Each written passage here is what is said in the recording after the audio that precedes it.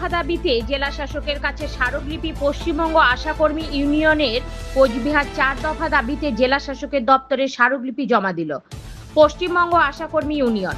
সংগঠনের পক্ষ থেকে জানানো হয়, আয়ুষ্মান ভারত প্রকল্পের ফর্ম পূরণের মতো প্রশাসনিক কাজ আশাকর্মীদের নিয়ে করানো অবিলম্বে বন্ধ করতে হবে।